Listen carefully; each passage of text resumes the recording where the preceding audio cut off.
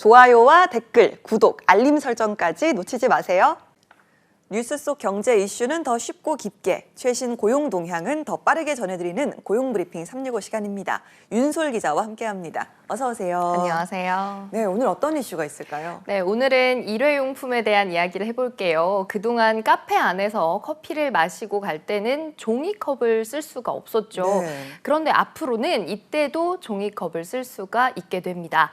플라스틱 빨대도 편의점 비닐봉지도 마찬가지입니다. 전면 금지를 며칠 앞두고 정부가 일회용품 제한 정책을 사실상 철회하기로 한 건데요. 환영한다는 목소리도 있지만 정책이 이렇게 오락가락해서는 혼란만 키운다는 비판도 나옵니다. 어떻게 된 건지 이슈픽에서 짚어봅니다. 네, 그동안 식당과 카페에서의 일회용 종이컵 사용 같은 건 아주 금지된 상황이었는데 정부가 1년간의 계도 기간을 끝내고 이 전면 금지를 며칠 앞두고 갑자기 철회를 했습니다. 이유가 좀 있을까요? 네, 맞습니다. 이 갑자기 철회를 했어요. 환경부가 지난해 11월에 일회용품 규제 강화 정책을 발표를 하면서 오는 23일까지 1년의 계도 기간을 뒀습니다. 이 이후부터는 일회용품 제공 사실이 적발되면 최대 300만 원의 과태료를 부과할 예정이었지만 지난주에 갑자기 일부 철회가 된 겁니다. 소상공인들의 부담을 덜어주기 위해서라는 게 정부의 설명인데요. 식기세척기를 설치를 해야 되고 이런 다양한 소상공인들의 부담이 늘어나는 점을 고려한 겁니다. 또 소비자의 불편도 있다 이런 이유도 들었습니다. 네, 그런데 뭐 그동안 우리 소비자들은 그래 이게 또 환경을 생각한 거니까 이런 생각으로 묵묵히 또 실천을 해왔습니다. 이제 1년 정도 지났으니까 어느 정도 이런 부분에 대한 공감대는 좀 형성이 되지 않았을까라는 생각도 들고요.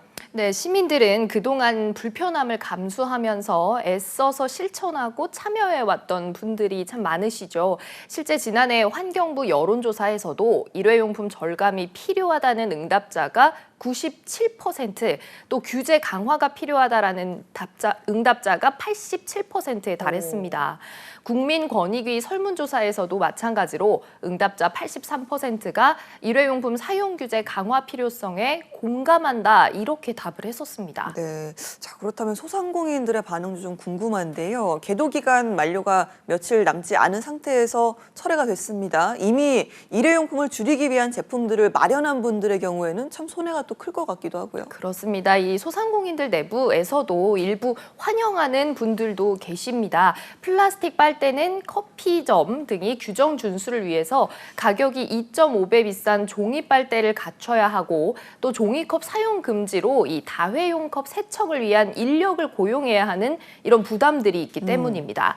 하지만 반대로 한쪽에서는 그동안의 준비가 무색하게 갑작스럽게 이 규제가 해제돼서 허탈하다 이런 반응도 나옵니다.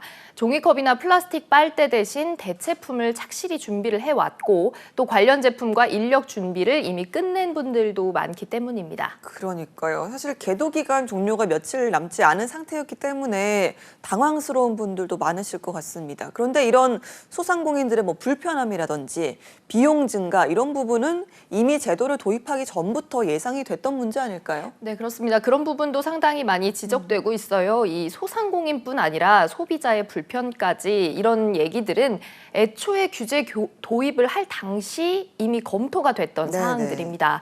그럼에도 이 제도를 도입을 하기로 한 건 이 환경 보호, 자원 절약을 위해서였습니다. 그러니까요. 특히나 또 코로나19 이후에는 이 일회용품 사용이 급격하게 또 늘어가지고 문제가 되기도 했죠. 그렇습니다. 이 한국에서 1년 동안 쓰는 플라스틱 컵 몇 개인지 아시나요? 글쎄요. 네, 무려 33억 개입니다. 이 컵을 쌓으면 지구에서 달까지 닿는 거리가 나온다고 하는데요.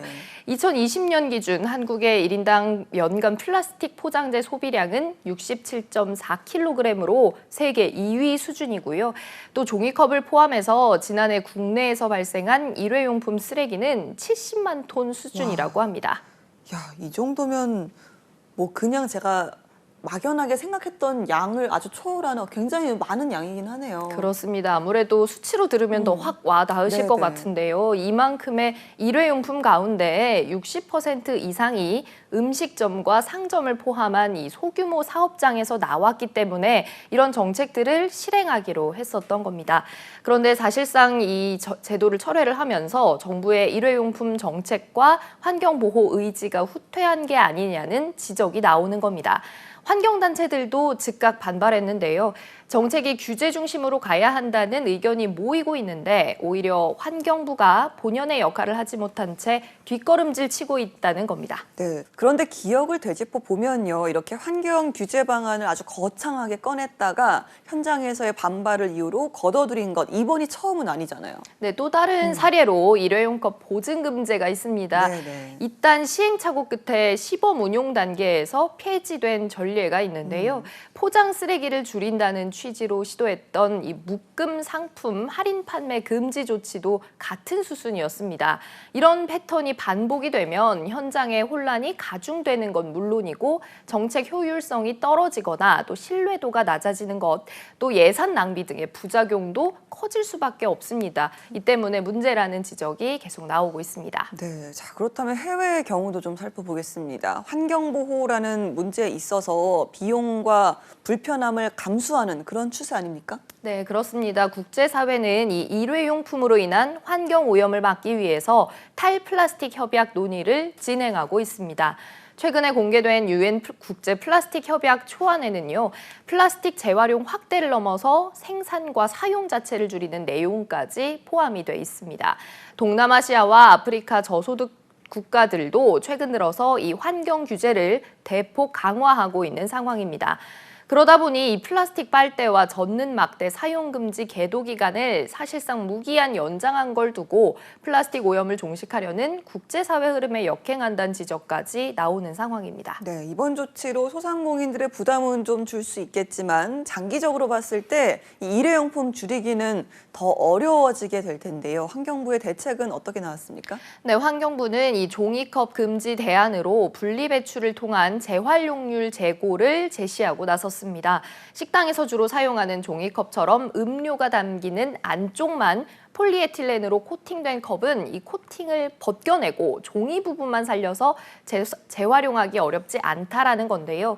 문제는 이 양면 코팅이 아닌 단면 코팅된 종이컵조차도 분리배출이 제대로 안 돼서 재활용되지 않는 경우가 많다는 겁니다.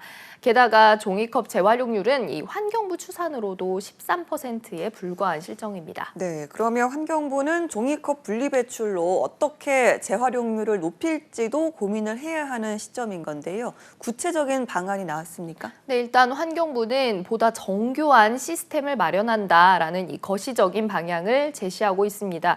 하지만 이 구체적인 방안들이 좀 빠져 있다는 지적이 나오는데요. 그렇기 때문에 대안 없는 규제 철회라는 비판도 커지고 있습니다. 동시에 전문가들은 이 재활용은 해결책이 아니다 이런 지적도 하는데요. 플라스틱 컵이든 종이컵이든 사용을 억제하는 게 근본적으로 필요한 시점이라는 이유입니다. 네, 알겠습니다. 자, 오늘의 한컷 이슈도 이 일회용품 정책과 관련된 이슈라고요? 네, 이렇게 갑자기 또 바뀐 환경부 정책에 헷갈리는 일회용품 사용, 어떤 건 가능하고 어떤 건 불가능한 건지 간단히 짚어보려고 합니다. 식당이나 카페 안에서 종이컵과 일회용 플라스틱 빨대를 쓸 수 있고요. 야구장 응원용품 사용, 우산 비닐 안 됩니다. 이번에 정부가 규제를 완화한 건 종이컵 사용, 플라스틱 빨대, 젖는 막대, 일회용 비닐봉지 제공과 관련된 내용만 해당됩니다. 일회용 응원용품 사용과 우산 비닐 제공 등의 규제는 기존대로 24일부터 적용됩니다. 네, 알겠습니다. 모든 환경 규제는 불편과 부담이 따르기 마련입니다. 그럼에도 기후온난화 같은 더 큰 불행을 막기 위해서 실행해 나가는 추세인데요. 계도 기간 동안 제대로 된 준비도 대응도 하지 못해 한국의 친환경 정책은 더 멀어져 버린 건 아닐까요? 윤솔 기자와 함께했습니다. 고맙습니다. 지금까지 고용브리핑 365였습니다.